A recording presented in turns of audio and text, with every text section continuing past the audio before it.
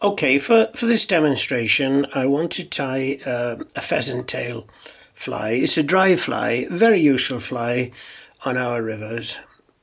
There's no wings on it, although wings can be fitted.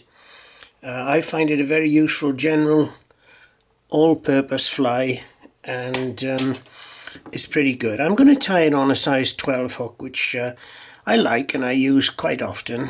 It's if you want to use a barbless hook, you can just squeeze the barbs down, which I do most of the time. Now to start the fly, I'm going to use a brown silk, but the silk colour doesn't really matter for this fly, and you'll see I'm waxing the silk. The friction built up will melt the wax into the silk. Before I start it makes it easier, it helps to grip the fly. You'll see I'm going to leave a long tail of the silk hanging over the bend. I don't do that on all flies, but I will on this particular one because I will use the silk to rib the body afterwards. You'll see that as we go along. To start all flies, 3 winds forward, 1, 2, 3, then 3 winds back. That secures the silk pretty well. Okay, we take it down towards the bend of the hook, putting on a foundation of silk. By holding this tail of silk up at this angle, it gives us nice touching turns and a good foundation which most flies benefit from. I'm going to pause there. It's hanging about where the point of the hook would be to tie in the tail. The tail comes from a large cape from the back end, where you've got some good quality big feathers which we use for tails on dry flies. So I'll draw them down like this, get the number I need. I'm drawing them down to get the ends level. That's about enough.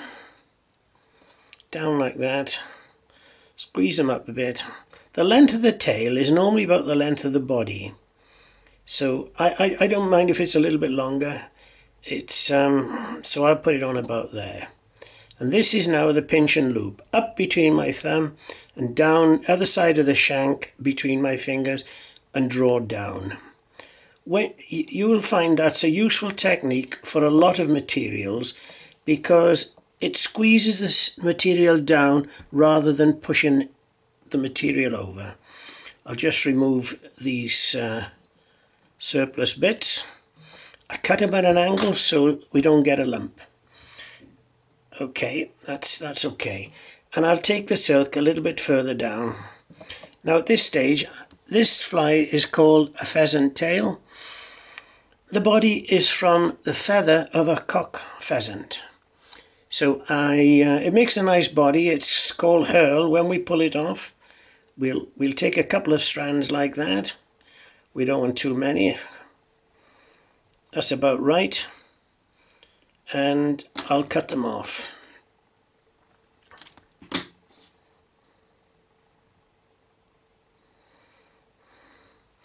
Made a bit of a mess of that, so I'll take off some more. About there, and cut them off. Okay, we've got a thick end that was near the stalk of the feather, and we've got the thin end. When you tie materials, for most flies, you tie in by the thin end at the bend of the hook, so that as you wind, you get that sort of carrot shape effect, which is what the most flies call for. Okay, now I'll just tie this on. Again, I did a pinch and loop, and I'll take this up towards the eye of the hook. I'll nip off a couple of little strands there, and we'll go up towards the eye of the hook. I won't go too far. I'll go to just about there where we've got I call it the thorax area, but you could say the shoulder area, and we'll leave our silk dangling while I wind on the pheasant tail herl. Now some people add a touch of varnish on the shank. It's not a bad idea. I will do it now to show you. I've given my varnish a good shake before starting, and I put a touch just along this side here. You don't want too much of that. And I'll now wind it on. It goes on like a rope sort of thing. You can see why I put the varnish my side, because the way I tend to wind, my habit is that I use my finger the other side to sort of secure it a bit. I hope it's not blocking your view. I wind that on. Now that's going over sort of tacky varnish, and it'll help to strengthen the body. Herl makes a very nice body, but the one disadvantage is it's a bit fragile. Okay, I've secured that there with 1, 2 winds, 3 winds. Okay, I like Herl very much. It does look natural in my opinion. Now, because it's fragile, I always suggest you put a bit of a rib on it. Some people use wire. I personally don't like fine wire for a dry fly because it adds a bit of weight.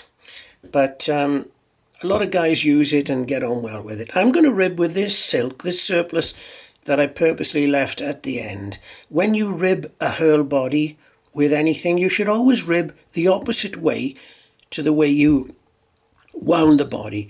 Otherwise, the windings of the rib will get tucked down in between the windings of the body. So here we go. I'm going to go the opposite way. And the rib has 2 purposes in it, really. One, it helps to protect the fly from the ravages of the trout's teeth. The trout do go for it, but it also gives a little bit of a segmented effect to the fly, which is what a natural fly has got. So I've secured that.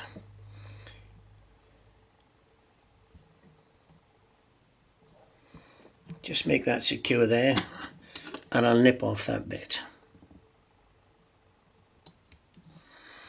Okay, the last item really is the hackle. Now the pattern, the true pattern, if you looked it up in a fly tying book, would tell you to use a honey dun hackle. Honey is a very light sort of honey orangey colour. I'm afraid I don't have that.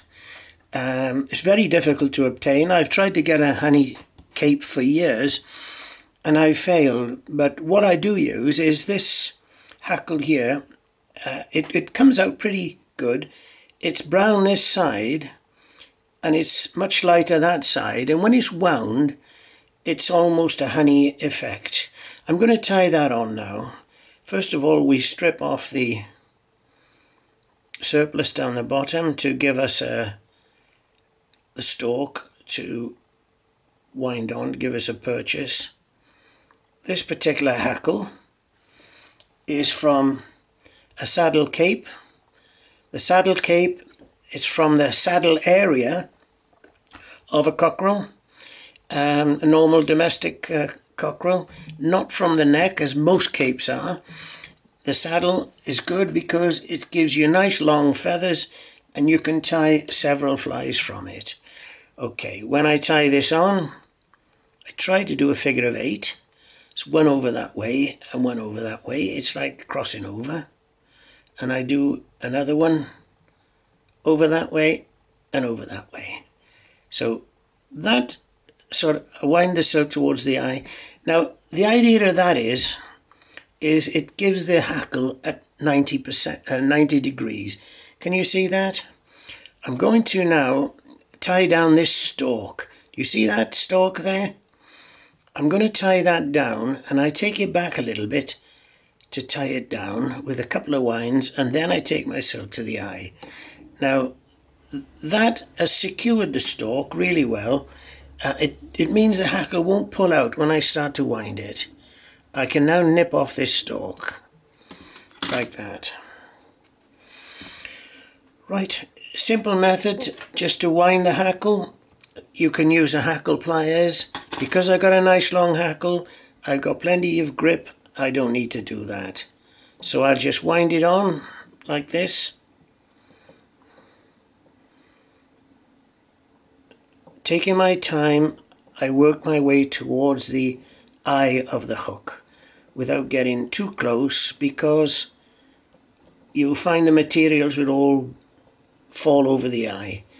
Okay, I'm going to secure that. That's one wind and another one. Now while it's like that, and while the silk is hanging, I'll nip off this little bit of surplus. When you cut a hackle like this, keep your scissors closed until you're right up to the stalk, because that way you won't take off too many of the important hackles. The hackles are used to keep the fly afloat. Okay, now I'm going to try to finish off the head and show you what to do. This is a good little tool. It's a pen, really, a bit of an old pen, but I find it useful. I put it on like that to draw the hackles back a bit, not too far, and I can form the head. If I've missed any, I'll do it again, and I'll do it again. Still one or two hackles there, doesn't matter too much, we got plenty of hackles. And now I'm forming the head. It is a common fault with newcomers to fly tying that they come too near the eye with all the materials, and the problem with that is the eye gets difficult to find and the material falls over.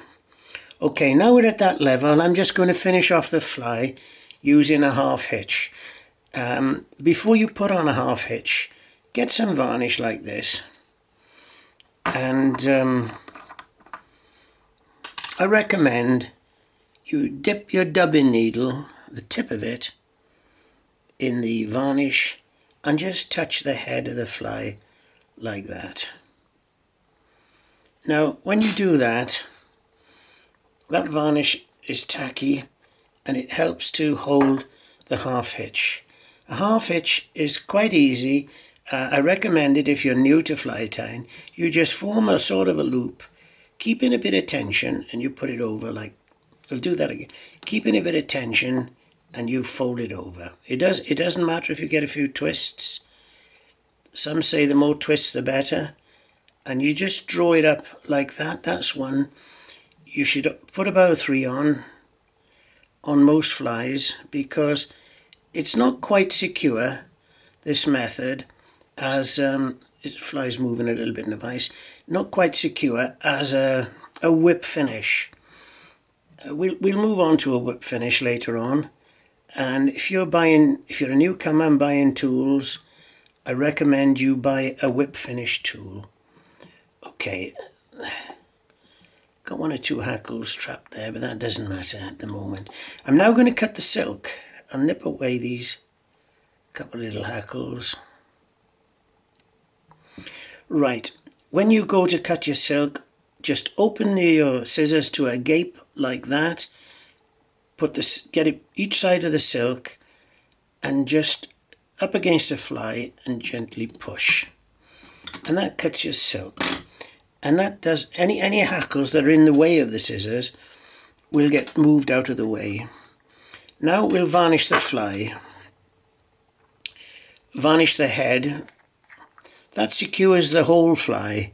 So again, varnish, dip the dubbing needle in, not too much, and just touch the head with it.